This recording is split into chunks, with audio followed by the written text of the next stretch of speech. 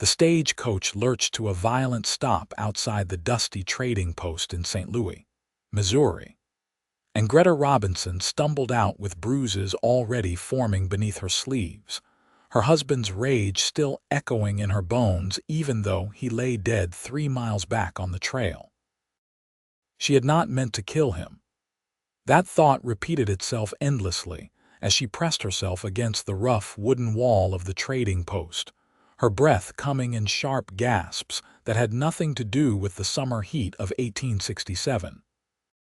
Harold Robinson had been beating her since their wedding night 2 years prior, and when he had raised his hand to her one final time in that cramped stagecoach, something inside her had snapped. She had pushed him, just pushed him away, but he had been drunk and the coach had hit a rut and he had fallen wrong, his neck making a sound she would never forget. The other passengers had been sympathetic at first. Poor young widow, only 22 years old, such a tragedy. But their eyes had grown suspicious when they saw the marks on her arms, the fear in her eyes that seemed more like relief. She had fled the stagecoach at the next stop, leaving behind what little she owned, wanting only to disappear into the vastness of the Western territories before questions could turn into accusations. Now she stood in St. Louis, trembling against sun-warmed wood, her brown hair falling from its pins, her green eyes darting around the busy street looking for somewhere, anywhere to hide. She had no money, no belongings except the worn dress on her back and the thin shawl around her shoulders. She had never been alone before, had gone from her father's house to Harold's control without a breath of freedom in between. A large hand landed on her shoulder, and she flinched so violently she nearly fell, her arms coming up instinctively to protect her face. "Easy there."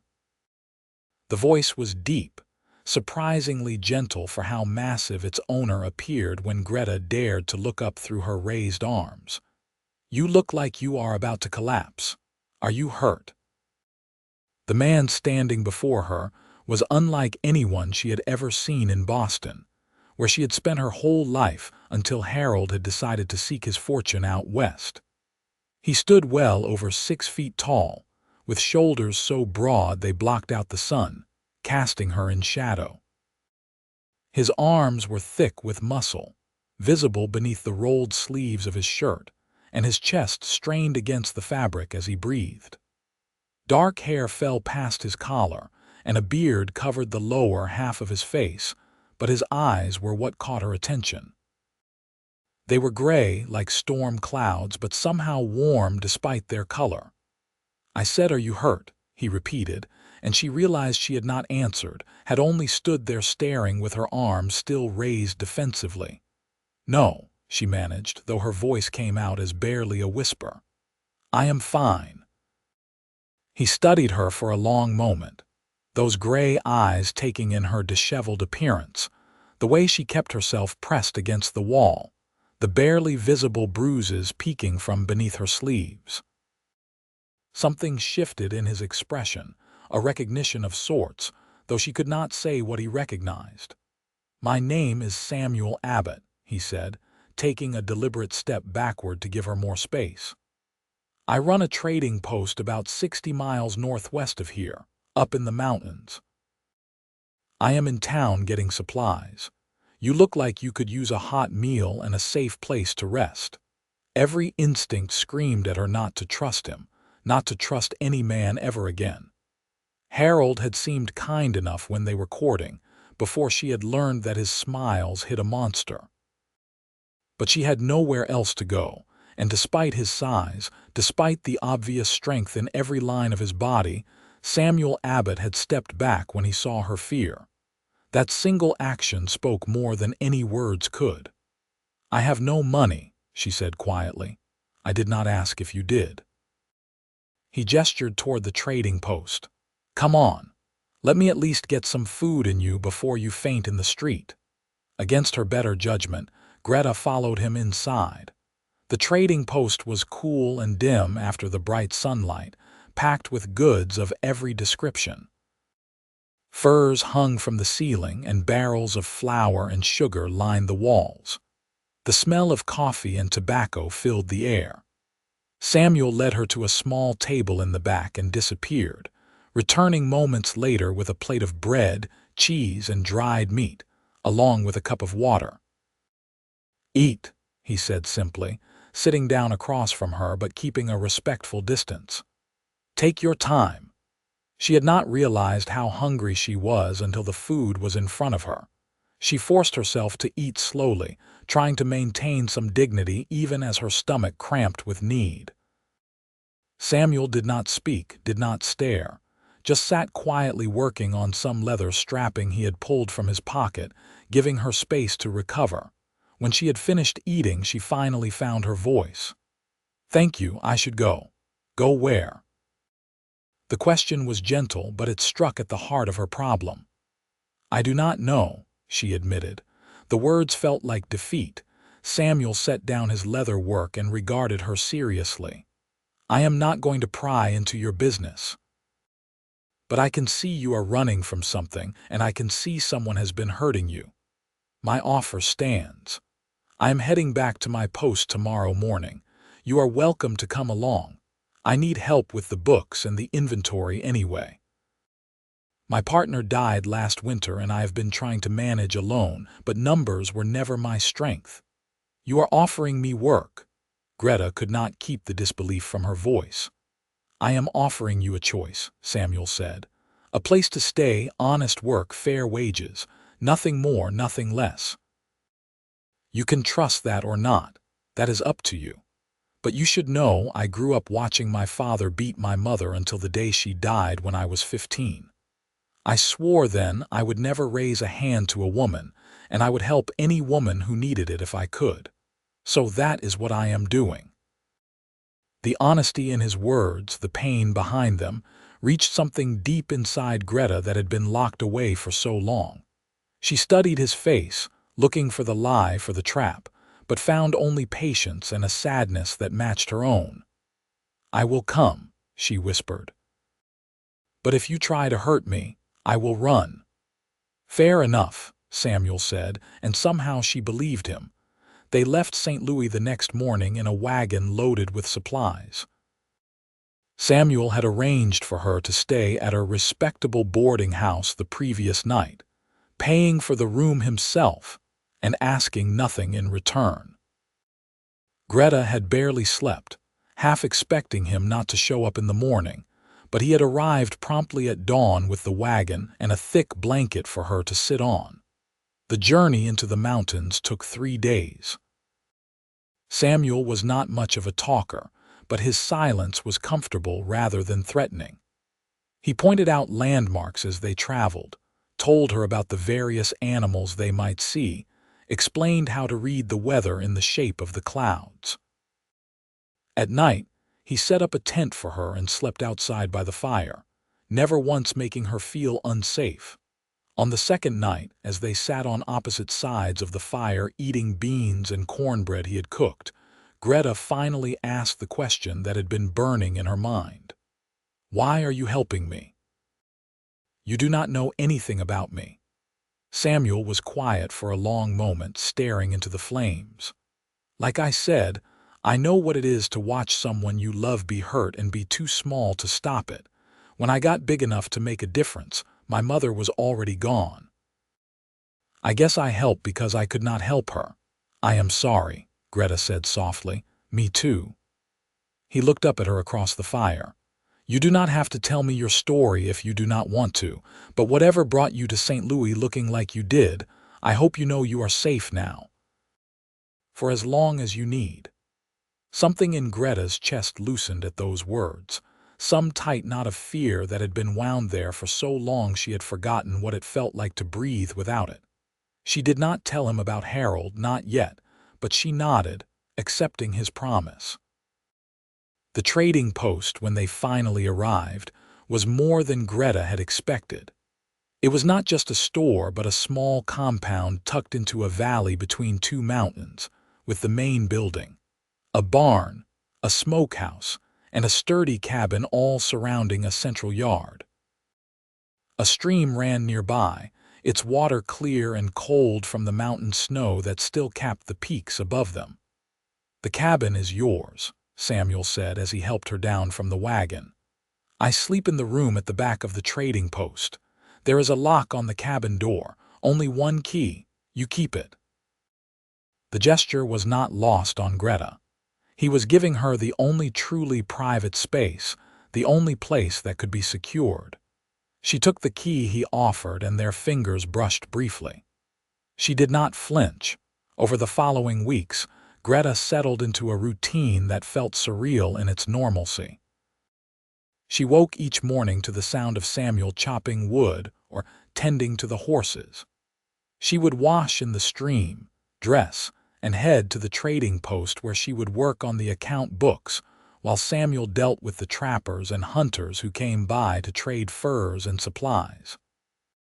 She proved to have a talent for numbers that surprised them both, finding errors in months of records and creating a system that made tracking inventory simple. Samuel was true to his word in every way. He never touched her without permission, never raised his voice, never made her feel like she owed him anything beyond the work she did. At meals, which they took together at a rough-hewn table between the cabin and the trading post, he asked her opinions on everything from what supplies to stock to how to deal with difficult customers. He treated her like an equal, like her thoughts mattered. It was terrifying how much she began to trust him. She found herself watching him as he worked, fascinated by the easy strength in his movements as he hauled barrels of flour or lifted heavy bundles of furs.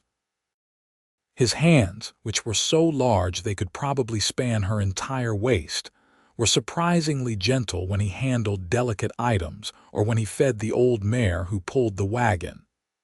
He sang sometimes while he worked, off-key and unself-conscious, and the sound made her smile despite herself. 2 months after her arrival, a trapper came to the post who had clearly been drinking. He was loud and aggressive, arguing about the price Samuel offered for his furs. Greta was working on the books in the corner, trying to make herself invisible, when the trapper suddenly rounded on her.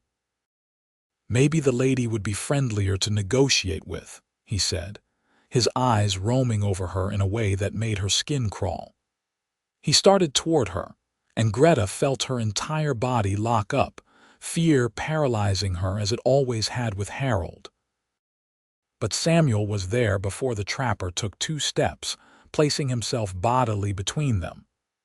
"The lady is not part of this negotiation," he said, and his voice was still calm, but there was steel underneath it now. "You can take my offer or you can leave. Those are your choices." The trapper was not a small man, but Samuel towered over him, all that muscle suddenly seeming less like decoration and more like a promise. The trapper looked at Samuel's face, then at his arms, then seemed to think better of whatever he had been planning. "I will take the offer," he muttered, and the transaction was completed in tense silence before he left. Samuel did not turn around immediately. Greta watched his shoulders rise and fall as he took several deep breaths, clearly trying to calm himself. When he finally did face her, she saw tightly controlled anger in his eyes, though not directed at her. "Are you all right?" he asked. "Yes." It came out steadier than she expected. "Thank you. You do not need to thank me for that. Ever." He ran a hand through his hair, pushing it back from his face. "I should have kicked him out the moment I smelled liquor on him." "You could not have known," Greta said. Then, because the moment felt important somehow, because he had just protected her without a thought for himself, she added, "My husband used to beat me. That is why I was running." Samuel went very still. "Used to. He is dead." "It was an accident, but I think people might have thought I killed him on purpose. I did not wait around to find out." The words tumbled out faster now. "His name was Harold Robinson. We had only been married 2 years, but he hurt me from the very first night. I never knew what I did wrong, what made him so angry all the time. "Nothing you did," Samuel said fiercely. "Men like that, they do not need a reason. The anger is inside them already. They just need someone weaker to pour it onto." He paused, then asked carefully, "Do you think anyone is looking for you?" "I do not know. Maybe. Probably." "Then Greta Robinson ran away after her husband died in an accident," Samuel said slowly, thinking it through. "But there is a woman named Greta who works at my trading post, who is under my protection. If anyone comes asking, they will have to go through me first." The fierce protectiveness in his voice did something strange to Greta's heart. She had never had anyone willing to stand between her and danger before. She had always been the one who bore the blows, who absorbed the anger, who paid the price for other people's violence. "Why?" she whispered. "Why would you risk yourself for me?" Samuel met her eyes across the room. "Because it is the right thing to do, and because you deserve to be protected, not hurt." That night, lying in her cabin with the key turned in the lock, Greta cried for the first time since Harold had died, but they were not tears of fear or grief. They were tears of release, of something hard and painful inside her finally beginning to crack open. As summer turned to autumn, the mountains exploded into color. Greta had never seen anything like it, the aspens turning gold and the oaks burning red against the dark green of the pines. Samuel taught her to fish in the stream, standing patiently beside her while she learned to read the water for the shadows that meant trout. He taught her to ride the gentle mare, walking beside them for hours until she felt confident enough to try it alone. In return, she taught him to read better. He knew the basics, but had never had much schooling, and she found she enjoyed sitting with him in the evenings, helping him work through the more difficult words in the books he kept on a shelf in the trading post. He learned quickly, his brow furrowed in concentration, and the look of pride on his face when he managed a particularly challenging passage made her chest feel warm. They talked more now. Samuel told her about growing up in Kentucky, about coming west after his mother died because he could not bear to stay in the house where she had suffered. He had worked as a trapper for years before saving enough money to buy the trading post from its previous owner. He told her about his dreams of maybe expanding one day, of building a proper general store that could serve the scattered families in the mountains. Greta found herself telling him things she had never told anyone. About her childhood in Boston, about her mother who had died when she was young, about her father who had been cold and distant, about how Harold had seemed like a chance at something better, a chance to have a family of her own, and how quickly that dream had turned into a nightmare. "I do not think I am very good at judging people," she said one evening as they sat on the porch of her cabin, watching the sun set behind the mountains. "I thought Harold was kind." "He probably was kind at first," Samuel said. "Men like that, they are good at hiding what they are until it is too late to get away. That is not your fault. I feel like it should be. I married him." "You married who he pretended to be. That is different." Samuel was whittling a piece of wood as they talked, his large hands surprisingly deft with the small knife. "Besides, you did get away in the end. That takes more courage than most people ever have to find." Greta considered that. She had never thought of her desperate flight as courage. It had felt more like cowardice, like failure. But maybe Samuel was right.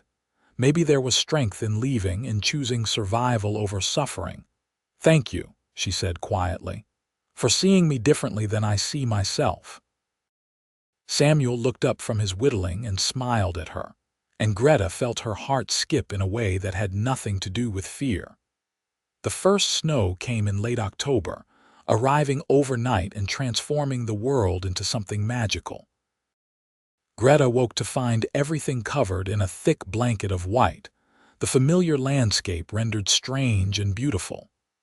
Samuel was already up, clearing a path from her cabin to the trading post, his breath forming clouds in the cold air. "Good morning," he called when he saw her peeking out the door. "I hope you brought warm clothes. Winter comes hard up here." She had not brought much of anything, but Samuel had anticipated that. Over the following days, he produced warm wool dresses that had belonged to his mother, carefully preserved in a trunk. They were a bit too large, but Greta was handy with a needle and altered them to fit. He also gave her a heavy coat lined with fur, boots that came up to her knees, and thick gloves. "I cannot afford all this," she protested, though she desperately needed the clothes. "Consider it part of your wages," Samuel said. "I cannot have my bookkeeper freezing to death. Who would balance my accounts?" But they both knew it was more than that. The careful way he had presented the clothes, the gentle suggestion that they had been his mother's, made it clear this was personal. He was sharing something precious with her, and the gesture made her throat tight with emotion. As winter deepened, they found themselves spending more time together indoors. The trading post saw fewer visitors, with only the hardiest trappers willing to brave the snow to bring in furs. Samuel used the quiet time to teach Greta other skills: how to tan leather, how to make candles, how to preserve meat. She was a quick study and he was a patient teacher, and the work was satisfying in a way that nothing in her old life had ever been. She was acutely aware of him in the close quarters of the trading post. The way his muscles flexed when he lifted heavy objects, the rumble of his laugh when she said something that amused him, the intense focus in his eyes when he was concentrating on a task. He moved through the space with a confidence that came from size and strength, but there was never anything threatening about it. He was always careful around her, always mindful of not startling her, always respectful of her space. And slowly, carefully, Greta found herself wanting him to be less careful, found herself wanting to close the distance he maintained, found herself lying awake at night thinking about what it might be like to be touched by hands that were gentle, to be held by arms that meant safety rather than pain. The realization terrified her. On a particularly cold night in December, a storm rolled in that was worse than anything Greta had experienced.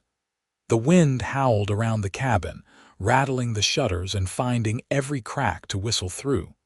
She huddled by the small stove, wrapped in blankets, but could not seem to get warm. When someone knocked on her door near midnight, she jumped so badly she nearly knocked over her lamp. "Greta, it is Samuel," his voice called over the wind. "Are you all right in there?" She opened the door to find him standing in the blowing snow, concern etched on his face.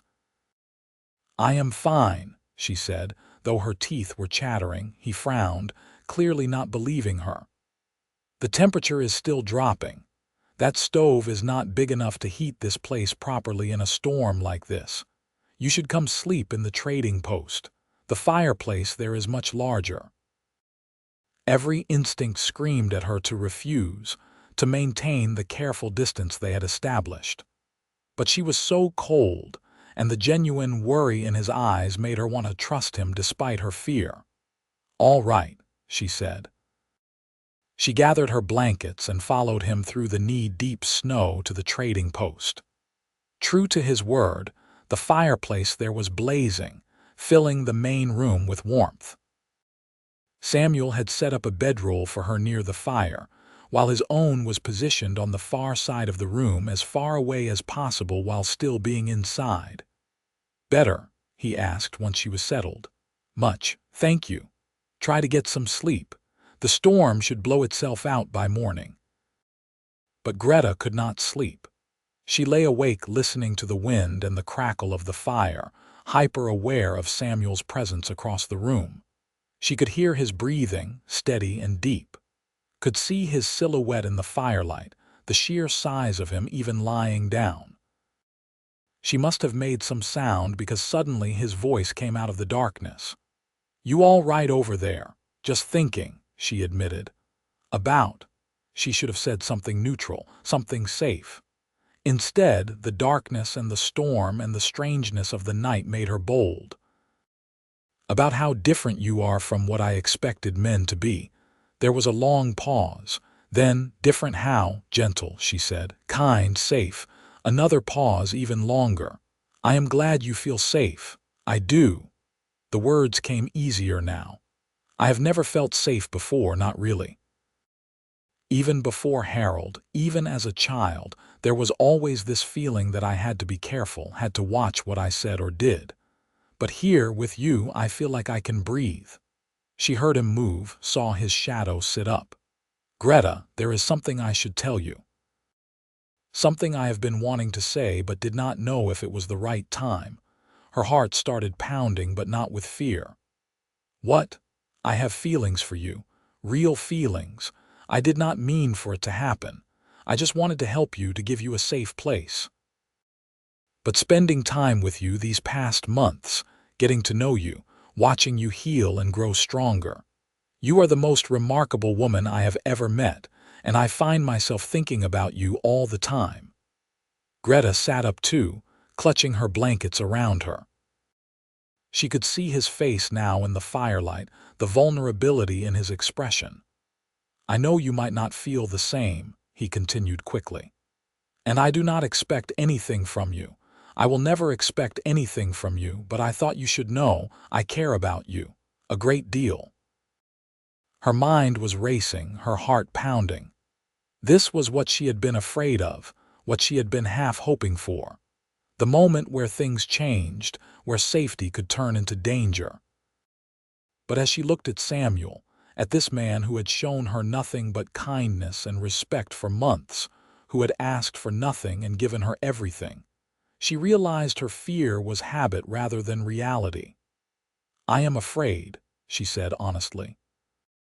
The way I feel about you frightens me because the last time I cared for a man, he hurt me in ways I am still recovering from. I understand, Samuel said, and I would never want to push you into something you are not ready for. But I do feel something, she continued. When you are near me, I feel warm inside. When you smile at me, it makes my whole day better. When that trapper threatened me, the first thing I felt was not fear for myself, but fear that you might get hurt protecting me. I think I have been falling in love with you for a while now. I just did not know if I could trust that feeling. Samuel went very still. And now, Greta took a deep breath, making a choice that felt both terrifying and right. Now I want to try, I want to trust this, trust you, trust myself. Are you sure? His voice was rough with emotion. Instead of answering with words, Greta stood up, still wrapped in her blankets, and crossed the room to him. He watched her approach with barely restrained hope in his eyes. When she was standing directly in front of him, close enough to touch, she stopped. I need you to know something, she said. I have never been held by a man without pain following after. Every embrace, every touch, every moment of what should have been tenderness with Harold, it always ended with hurting. I do not know what it is like to be held gently. Samuel stood slowly, carefully, his eyes never leaving hers. Then let me show you, he said softly. If you will trust me. She nodded, and he opened his arms in clear invitation but did not move toward her. The choice, as always with him, was hers to make. Greta stepped into his embrace. His arms came around her slowly, giving her time to pull away if she wanted. But she did not want to. She let him draw her close until she was pressed against his broad chest, her head fitting perfectly beneath his chin. His arms were strong around her but not constraining. She could feel the steady beat of his heart, the warmth of him seeping through her clothes. This is what it should feel like, he murmured into her hair.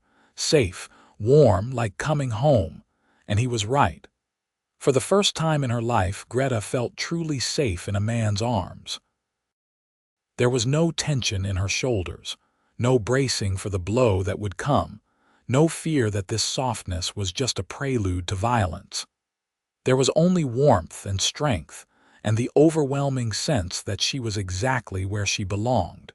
She had never been held without expecting pain after. But Samuel held her and she finally felt peace. They stood like that for a long time, neither wanting to break the moment. Eventually, Samuel pulled back just enough to look down at her face. "I love you," he said simply. "I know it might be too soon to say it, but I do. I love your strength and your courage and the way you laugh at my terrible singing. I love how smart you are with numbers and how patient you are when you teach me to read. I love everything about you." Greta felt tears prick her eyes, but they were good tears. "I love you too. I did not think I would ever want to say those words to a man again, but I do. I love you, Samuel Abbott." He cupped her face in his large hands, his thumbs gently wiping away her tears. "May I kiss you?" "Yes," she whispered. The kiss was soft and sweet, nothing like the rough, demanding kisses Harold had forced on her.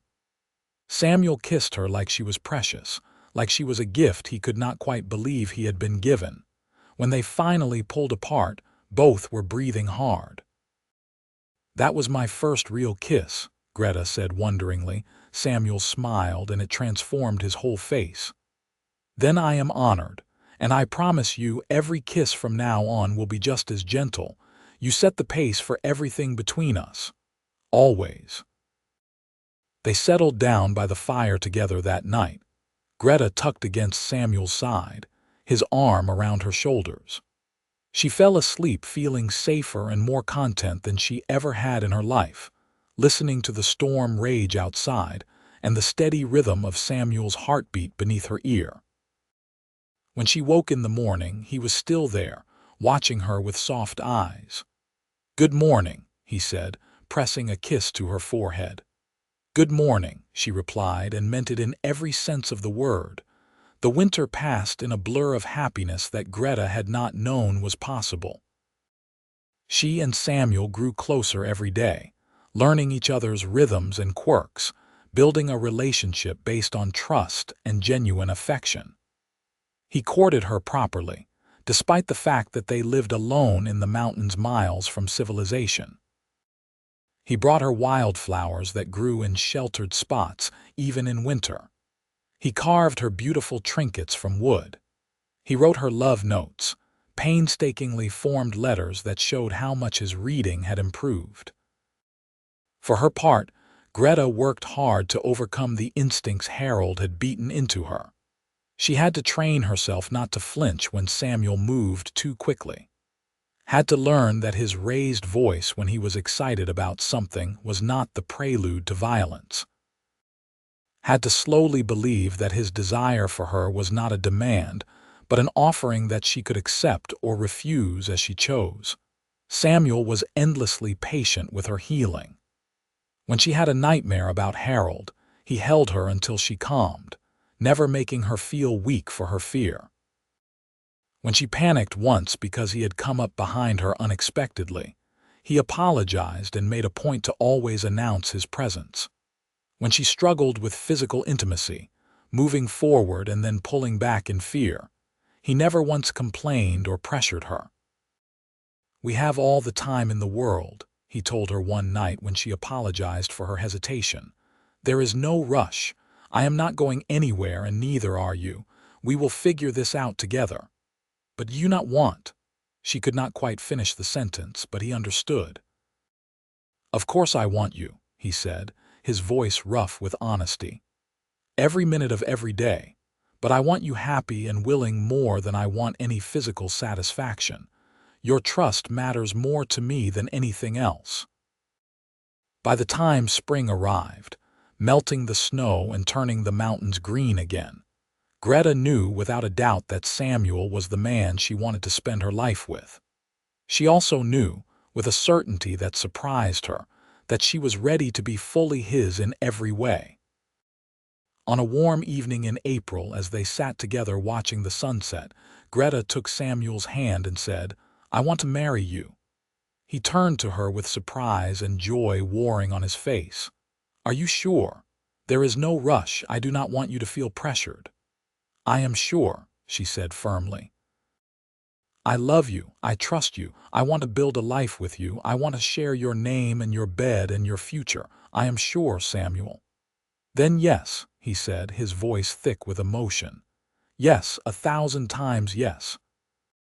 I will marry you, Greta, and I will spend the rest of my life making sure you never regret it. They were married 3 weeks later by a traveling preacher who came through the mountains. Greta wore a simple white dress she had sewn herself, and Samuel wore his best shirt, his hair neatly trimmed for the occasion. There were no guests except for a few trappers who happened to be at the trading post, but it did not matter. As they spoke their vows to each other, looking into each other's eyes, Greta felt like she was finally becoming who she was meant to be.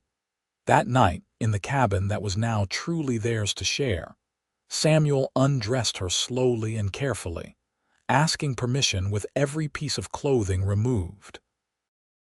When she was finally bare before him, vulnerable in a way she had never dared to be, he looked at her with such love and desire that she felt beautiful for the first time in her life. "You are perfect," he whispered, kissing her softly. "Absolutely perfect." What followed was a revelation. Samuel made love to her the way he did everything else, with patience and care and absolute attention to her comfort. He was gentle with his strength, using his size to make her feel protected rather than trapped. He asked constantly if she was all right, if something felt good, if she wanted him to stop or continue.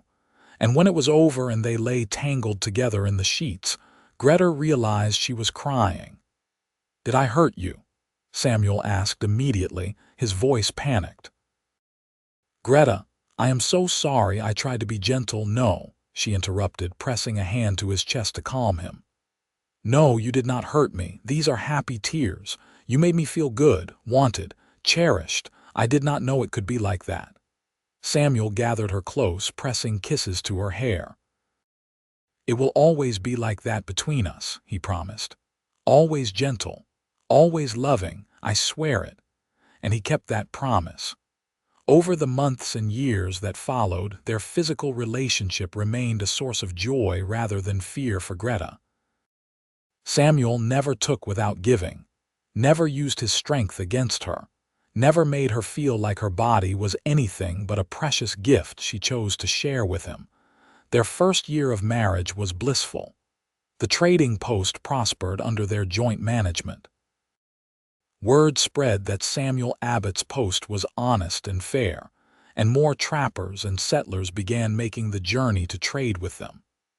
Greta's bookkeeping kept their accounts in perfect order, and her ideas for expansion helped them grow their business beyond what Samuel had managed alone. But it was not all about work. They also made time to enjoy the beauty around them and each other. Samuel taught Greta to hunt, and while she never enjoyed killing animals, she became an excellent shot. They took long rides through the mountains, exploring valleys and streams that Samuel had never had time to visit before. They read together in the evenings, taking turns reading aloud from the small collection of books they had accumulated, and they talked about the future. About maybe building a real house instead of living in the cabin, about eventually having children, about growing old together in these mountains they both loved. "Do you ever regret it?" Samuel asked her one night as they lay in bed. "Giving up city life for this?" Greta laughed. "I never had a city life worth keeping. I had a prison with nice wallpaper. This is freedom. This is real life. I could never regret that." In their second year of marriage, Greta discovered she was pregnant. The realization brought a complex mix of emotions. She was thrilled at the thought of having a child with Samuel, of creating a family with this man she loved so deeply. But she was also terrified. She had no good memories of family, no model for what a happy childhood looked like. What if she did not know how to be a mother? What if she somehow passed on the pain of her past to her child? Samuel, as always, understood her fears without her having to fully explain them. "We will figure it out together," he told her, his hand resting gently on her still flat stomach. "And our child will grow up knowing nothing but love and safety. That is what we will give them." The pregnancy was difficult. Greta was sick for months, barely able to keep food down. Samuel took care of her with the same patience and gentleness he showed in everything, bringing her tea and bland foods, holding her hair back when she was ill, never once complaining about the extra work her sickness created. As her belly grew, he marveled at the changes in her body, talking to their unborn child and telling it stories about the mountains where they lived. He built a cradle from smooth pine, carved with such care and detail that Greta wept when she saw it. He prepared the cabin for the baby's arrival, making sure everything was safe and warm. When her time came in late winter, it was long and painful. The nearest midwife was half a day's ride away, and the snow was too deep to fetch her. Samuel delivered their baby himself, his large hands impossibly gentle as he helped bring their child into the world. "A boy," he said, his voice choked with emotion as he cleaned the squalling infant and wrapped him in soft blankets. "We have a son, Greta." She held their baby against her chest, exhausted and overwhelmed and happier than she had ever been. The infant had Samuel's dark hair and her green eyes, and he was perfect. "What should we name him?" Samuel asked, sitting beside her on the bed, one arm around her shoulders as they both stared in wonder at their son. "Nathan," Greta said without hesitation. It had been her grandfather's name, one of the few good memories from her childhood. "Nathan Abbott." "Nathan," Samuel repeated, trying it out. Then he smiled. "It is perfect." Being parents changed them in ways both expected and unexpected. Greta discovered reserves of strength and patience she had not known she possessed. Despite her fears, she found that mothering came naturally when it was rooted in love rather than obligation. She sang to Nathan, played with him, marveled at every small milestone. Samuel was a devoted father, spending every spare moment with his son. He carried Nathan around in a sling while he worked, talking to him constantly. As Nathan grew, Samuel taught him about the mountains, about the animals and plants, about right and wrong. He was firm but never harsh, guiding rather than demanding. Watching Samuel with their son healed something in Greta she had not realized was still broken. This was what family was supposed to look like: love and laughter and gentle discipline, security and patience and endless affection. She found herself grieving for the child she had been, who had never known this kind of safety, even as she rejoiced for the child she had created, who would never know anything else. Nathan was 2 when Greta got pregnant again. This time the pregnancy was easier, and when their second child arrived, a daughter they named Sarah, Greta felt like their family was complete. Samuel was just as devoted to Sarah as he was to Nathan, showing Greta every day that gentle strength was not weakness but the truest form of courage. The years passed peacefully. The trading post continued to prosper, and they eventually built the larger house they had dreamed about, with separate rooms for the children and a real kitchen for Greta. Samuel's skills with carpentry improved, and he built much of the furniture himself. Greta started a garden, growing vegetables and herbs that made their meals more varied and nutritious.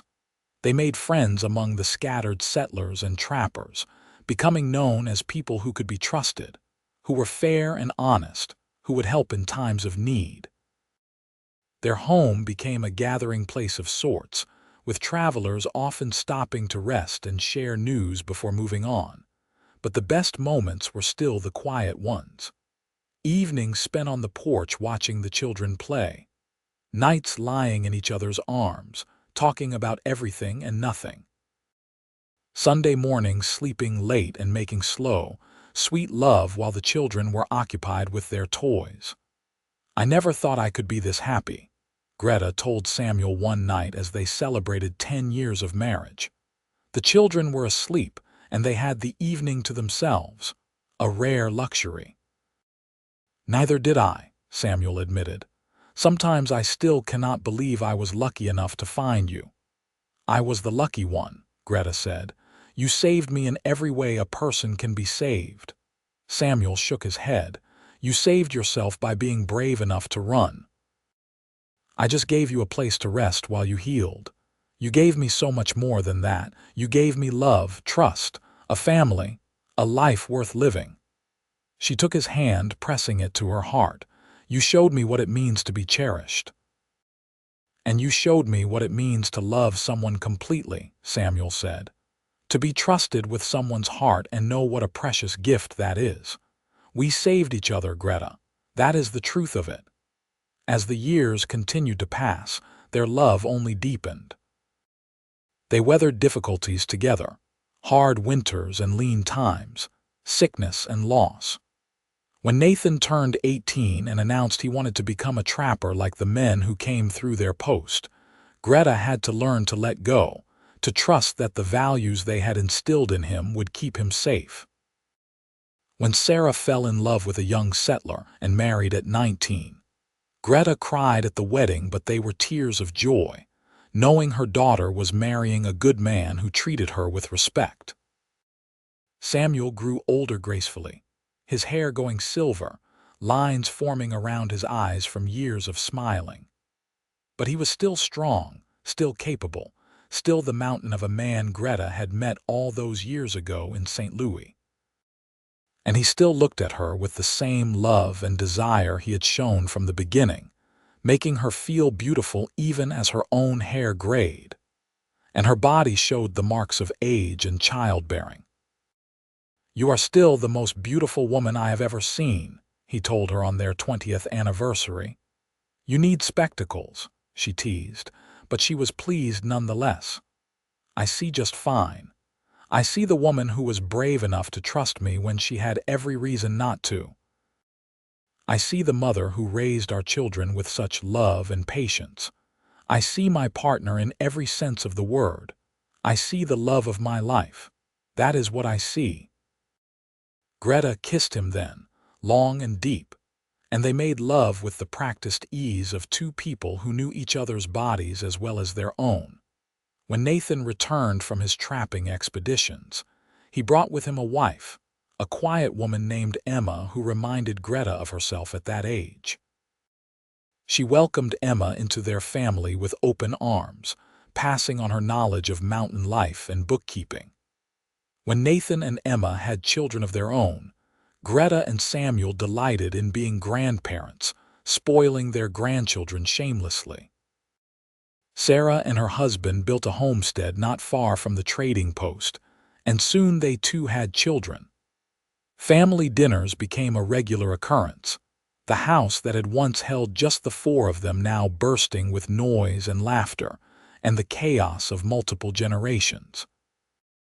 "This is what I always wanted," Greta said one evening as she and Samuel watched their children and grandchildren playing in the yard. "A family rooted in love instead of fear, a legacy of gentleness instead of violence." "We built it together," Samuel said, his arm around her waist. "And it will last long after we are gone. Our children know what real love looks like. They will pass that on to their children and so on. That is the best legacy anyone could ask for." As they grew older still, Samuel began to step back from the daily running of the trading post, letting Nathan take over more of the responsibilities. They spent their days in quieter pursuits, tending the garden, reading, taking slow walks through the mountains they loved. They talked for hours, reminiscing about their life together, marveling at how far they had come from that chance meeting in St. Louis so long ago. "You remember the first time I held you?"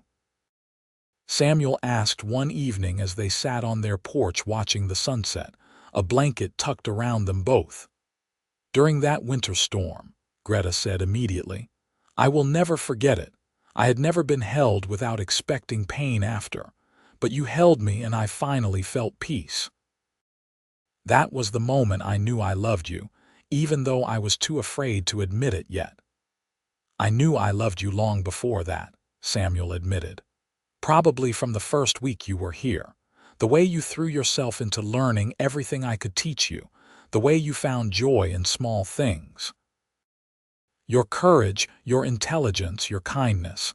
I was in love with you almost from the beginning. Why did you wait so long to tell me? Greta asked curiously. Because I knew you needed time to heal. And I knew that if I pushed, if I demanded anything from you before you were ready, I would be no better than the man who had hurt you. I wanted you to choose me freely, when you were strong enough to make that choice. I would have waited forever if that was what you needed. Greta leaned into him, and he wrapped his arms around her just as he had that first time so many years ago. You are the best man I have ever known, she said. The best man I could ever imagine. Thank you for being patient with me. Thank you for loving me. Thank you for trusting me, Samuel replied. For giving me the honor of being your husband, the father of your children, your partner in this life. Thank you for choosing me. They sat together as the sun dipped below the mountains, painting the sky in shades of orange and pink and purple. Around them, the life they had built together continued, their children and grandchildren creating their own memories, their own stories of love and family. Greta thought about the frightened woman she had been when she stumbled off that stagecoach in St. Louis, bruised and terrified and alone. That woman could never have imagined this life, this love, this peace. She had been so broken, so convinced that pain was all she deserved. But Samuel had shown her differently. With his patience and his gentleness and his unwavering love, he had taught her that she was worth cherishing, that she deserved kindness. That love did not have to hurt. She had never been held without expecting pain after. But Samuel had held her, was holding her still, and all she felt was peace. Pure, perfect peace and a love that would last until her final breath and beyond. I love you, she whispered into the gathering darkness. I love you too, Samuel replied, his voice rumbling through his chest where her head rested. Today, tomorrow, and forever. And as the stars began to appear overhead, as the mountain breeze rustled through the trees, as the sounds of their family drifted from the house behind them, Greta knew that she had finally found what she had been searching for all her life without even knowing it. She had found home. Not a place, but a person. A strong, gentle man who had taken a broken woman and loved her back to wholeness. A man who had shown her that true strength was found in gentleness, that real courage meant choosing kindness even when anger would be easier, that the most powerful thing a man could do was use his strength to protect rather than harm. Samuel Abbott had saved her, but more than that, he had loved her. Completely, unconditionally, eternally. And that love had transformed her from a victim into a survivor, from a frightened girl into a strong woman, from someone who expected pain into someone who knew peace.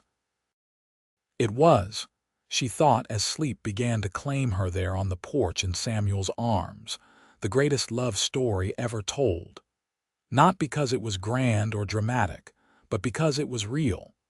Because it was built on trust and patience and choosing each other every single day. Because it proved that even the deepest wounds could heal, given enough time and tenderness. The moon rose over the mountains, bathing everything in silver light. Somewhere in the house, a baby cried and was quickly soothed.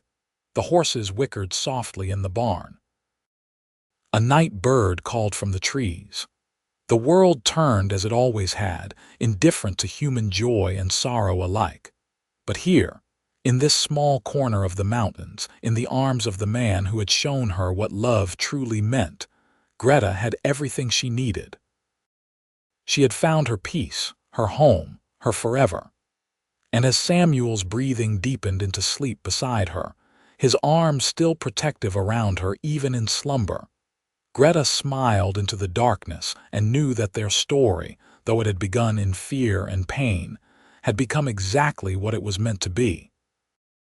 A love story, simple, true, and endless as the mountains themselves. They lived many more years together, growing old in the place they had made their own, surrounded by family and love. When Samuel finally passed, peacefully in his sleep at the age of 78, Greta mourned deeply, but without regret. They had been given 35 years together, 35 years of happiness and partnership and unwavering devotion.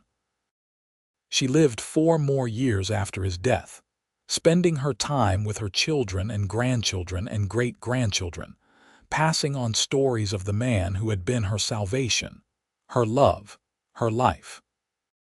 She told them about the day they met, about his patience and kindness, about how he had taught her what love should be. "Your grandfather was the best man who ever lived," she told them. "He showed me that strength and gentleness can exist together, that real love means choosing kindness every day, that family is built on trust and respect and genuine affection. Remember that. Pass it on." When Greta died at 81, surrounded by family in the house Samuel had built for her, her last words were of him. "I am coming, my love," she whispered. "Wait for me.